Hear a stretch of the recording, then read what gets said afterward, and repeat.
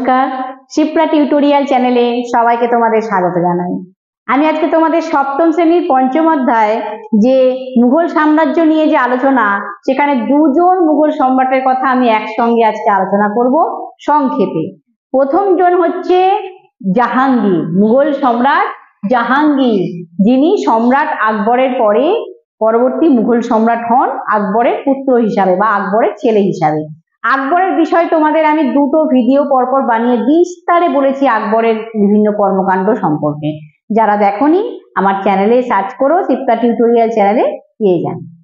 আজকে বলবো মুঘল সম্রাট জাহাঙ্গীরের কথা। জাহাঙ্গীর আকবরের ছেলে, তিনি পরবর্তী মুঘল সম্রাট। তার রাজত্বকাল কত? তার রাজত্বকাল হচ্ছে 1605 থেকে 1627, 1605 থেকে 1627 পর্যন্ত। এই জাহাঙ্গীর, তার পুরো নাম কি ছিল? তার পুরো নাম ছিল মির্জা নুরউদ্দিন মোহাম্মদ সেলিম। এটা ছিল তার পুরো নাম। আর জাহাঙ্গীর কথাটির মানে হচ্ছে বিশ্ব বিজেতা, ওয়ার্ল্ড চ্যাম্পিয়ন।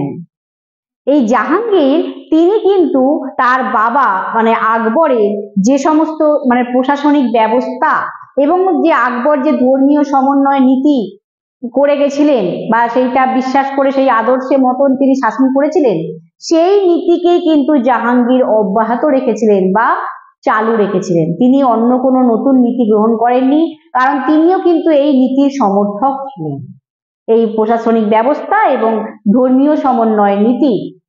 আর জাহাঙ্গীরও কিন্তু একজন সফল শাসক হিসাবে পরিচিত ছিলেন। তিনি কিন্তু একজন খুবই সফল ছিলেন, সাকসেসফুল একজন রুলার ছিলেন। আর জাহাঙ্গীর কিন্তু মানে শাসক ছাড়াও তার অন্যান্য দিকে কিন্তু অনেক গুণাগুণ ছিল আর কি। তিনি কিন্তু শিল্পকলার একজন আগ্রহী পৃষ্ঠপোষক ছিলেন। শিল্পকলা মানে হচ্ছে আর্ট, তার একজন ইন্টারেস্টেড প্যাট্রন ছিলেন। এবং তার আমলে কিন্তু মুঘল সাম্রাজ্যে চিত্রকলার অনেক উন্নতি হয়। চিত্রকলা মানে পেন্টিং, তার কিন্তু অনেক প্রোগ্রেস হয় এই মুঘল সাম্রাজ্যের এই সময়। মানে সাংস্কৃতিক দিকটা, কালচারাল দিকটায় কিন্তু জাহাঙ্গীরের যথেষ্ট আগ্রহ ছিল। আর জাহাঙ্গীরের সময় একটা বড় ঘটনা ঘটে, সেটা হলো জাহাঙ্গীর যখন রাজত্ব করছিলেন সেই সময় বাংলার কিছু স্থানীয় হিন্দু জমিদার, লোকাল কিছু হিন্দু যারা জমিদার ছিল, তারা এবং আফগানরা বারবার ধরে কিন্তু মুঘলদের বিরুদ্ধে বিদ্রোহ করছিল, মুঘলদের এগেনস্টে। এবং এই যে বিদ্রোহী মানে জমিদার এবং আফগানরা, এই সমস্ত বিদ্রোহীদেরকে একসঙ্গে কিন্তু বলা হয় 12 ভূঁইয়া। কি বলা হয়? 12 ভূঁইয়া। এবং এই 12 ভূঁইয়াদের মধ্যে কয়েকজনের নাম তোমাদের বলছি। তারা হলেন প্রতাপাদিত্য চাঁদ রায়, কেদার রায়, ঈশা খান, এরা উল্লেখযোগ্য ছিলেন। এবং এই 12 ভূঁইয়ারা তারা কিন্তু বারবার মুঘলদের বিরুদ্ধে বিদ্রোহ করছিল। জাহাঙ্গীর চেয়েছিলেন এই সমস্ত বাংলার জমিদারদের নিজের দলে টানার জন্য, এবং সেই কাজে কিন্তু তিনি সফল হয়েছিলেন। তিনি কিন্তু মানে তার আমলে কিন্তু বাংলা পুরোপুরি মুঘলদের বশ্যতা মেনে নিয়েছিল, এটা কিন্তু কম কথা নয়। এমনকি জাহাঙ্গীরের আমলে মেবারের রানা প্রতাপ সিংহ, তিনিও কিন্তু মুঘলদের বশ্যতা মেনে নিয়েছিলেন। যে প্রতাপ সিংহ বারবার মুঘলদের বিরুদ্ধে যুদ্ধ করছিল, আকবরের বিরুদ্ধে যুদ্ধ করছিল, তো সেই প্রতাপ সিংহ কিন্তু মুঘলদের বশ্যতা মেনে নিয়েছিল। কার আমলে? এই জাহাঙ্গীরের আমলে।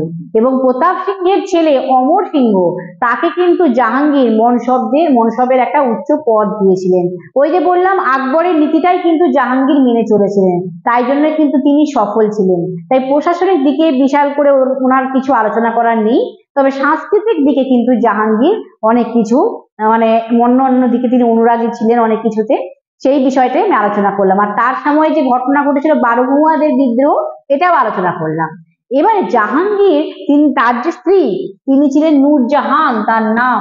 এই নূরজাহান কিন্তু একজন প্রভাবশালী নারী ছিলেন, পাওয়ারফুল লেডি ছিলেন, ওমেন ছিলেন। এবং তিনি কিন্তু জাহাঙ্গীরের যে শাসন কার্য, সেখানে কিন্তু যথেষ্ট সক্রিয়ভাবে অংশগ্রহণ করতেন, মানে জাহাঙ্গীরকে সাহায্য করতেন, তাকে অ্যাক্টিভ ভাবে কিন্তু তাকে মানে তার এই শাসন কার্যে, অ্যাডমিনিস্ট্রেশন সিস্টেমে, সেখানে কিন্তু তিনি পার্টিসিপেট করতেন। কে? এই জাহাঙ্গীরের স্ত্রী নূরজাহান। এবং নূরজাহানকে কিন্তু জাহাঙ্গীর যথেষ্ট পরিমাণে ভালোবাসতেন। আর জাহাঙ্গীর কিন্তু বিদ্যানুরাগী ছিলেন, অনেক স্কলার ছিলেন। তার লেখা আত্মজীবনী, নিজের সম্পর্কে তিনি আত্মজীবনী লিখেছেন, অটোবায়োগ্রাফি। কি সেটা? তুজু কি জাহাঙ্গীরি, তুজু কি জাহাঙ্গীরি, এটা কিন্তু খুবই উল্লেখযোগ্য ছিল। তাহলে মুঘল সম্রাট জাহাঙ্গীর একজন সফল শাসক ছিলেন। তিনি তার পিতা আকবরের সমস্ত নীতিগুলোকেই মেনে চলেছেন এবং তার সাংস্কৃতিক দিকটাও কিন্তু আমি তোমাদের তুলে ধরলাম, আলোচনা করলাম। এবারে আসবো তার পরবর্তী সম্রাট শাহজাহানের সম্পর্কে। মুঘল সম্রাট শাহজাহানের সম্পর্কে, যিনি রাজত্ব করেছিলেন 1627 থেকে 1658 খ্রিস্টাব্দ পর্যন্ত, 1627 থেকে 1658 পর্যন্ত। এবং এই শাহজাহানের পুরো নাম কি ছিল? শাহজাহানের পুরো নাম ছিল মির্জা শাহাবুদ্দিন মুহাম্মদ খুররম। এটা ছিল শাহজাহানের পুরো নাম। আর শাহজাহানের সময় তখনই কিন্তু মুঘল সাম্রাজ্যের, শাহজাহানের রাজত্বকালকে বলা হয় মুঘল সাম্রাজ্যের স্বর্ণযুগ, গোল্ডেন এজ, মুঘল এম্পায়ারের গোল্ডেন এজ। কেন? কারণ তার সময় মুঘল সাম্রাজ্যের স্থাপত্য শিল্পের যথেষ্ট উন্নতি হয়েছিল, মানে আর্কিটেকচার এই বিষয়ে কিন্তু অনেক প্রোগ্রেস হয়েছিল এবং শাহজাহান অনেক কিছু স্থাপত্য নির্মাণ করেছিলেন, আর্কিটেকচারাল কনস্ট্রাকশন করেছিলেন, তৈরি করেছিলেন, মানে নিজে তো তৈরি করেননি, বিভিন্ন তার লোকজনকে দিয়ে করিয়েছিলেন, কিন্তু তার আমলে তার আগ্রহে এগুলো তৈরি হয়েছিল। সেগুলো কি কি? এক তো তোমরা অনেকেই জানো, তোমরা সবাই জানো বলবো, তার স্ত্রীর নামে কিন্তু তিনি তাজমহল বানিয়েছিলেন, আগ্রার তাজমহল। তোমরা কে কে তাজমহলে ঘুরতে গেছো কমেন্ট করে জানিও। তাজমহল কিন্তু খুব সুন্দর জায়গা। সেই আগ্রার তাজমহল তিনি তার স্ত্রীর নামে সমাধি করে তিনি কিন্তু বানিয়েছিলেন, আগ্রার তাজমহল। তারপরে হচ্ছে লাল কেল্লা, দিল্লির লাল কেল্লা, আর জামে মসজিদ, মতি মসজিদ, এগুলো সবই দিল্লিতে আছে। দিওয়ানি আম, দিওয়ানি খাস, এগুলো সব কিন্তু তিনি স্থাপত্য হিসাবে নির্মাণ করেছিলেন। আরো অনেক কিছুই তিনি তৈরি করেছিলেন, আর্কিটেকচারাল কনস্ট্রাকশন করেছিলেন, তাই জন্যই তার সময়টাকে স্বর্ণযুগ বলা হচ্ছে। এবং তার আরেকটি উল্লেখযোগ্য তার আর কি স্থাপত্য হিসাবে কীর্তি করেছিলেন, সেটি হলো শাহজাহানাবাদ শহর তৈরি। নিজের নামের মধ্যে দিয়ে তিনি শহর তৈরি করেছিলেন, শাহজাহানাবাদ। এটি তৈরি করতে 15 বছর সময় লেগেছিল, 15 ইয়ার্স, লং 50 ইয়ার্স, 15 বছর। 1638 থেকে 1653 খ্রিস্টাব্দ, 1638 থেকে 1653 পর্যন্ত কিন্তু এই শাহজাহানাবাদ তৈরি করতে তার সময় লেগেছিল, লোকজনকে দিয়ে করিয়েছিলেন।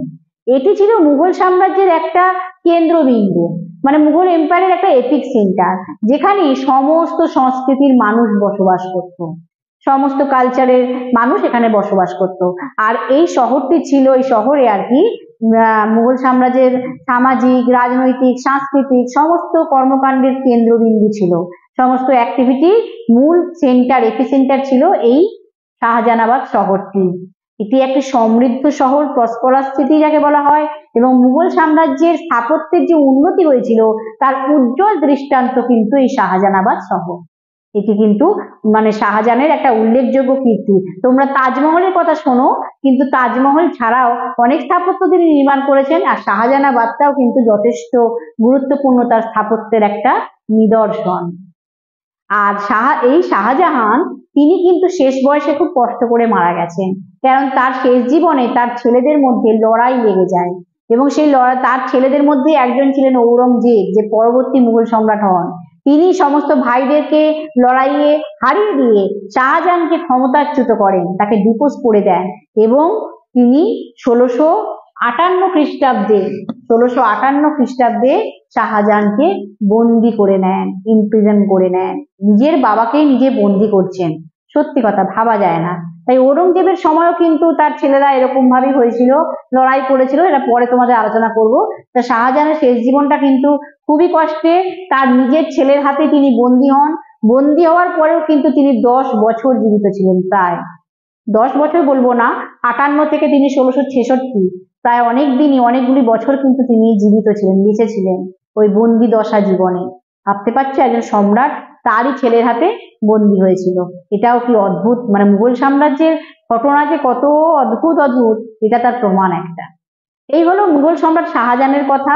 আর তার আগে আমি জাহাঙ্গীরের কথা আলোচনা করলাম। এই দুই মুঘল সম্রাটের বিষয় আজকে আলোচনা করলাম।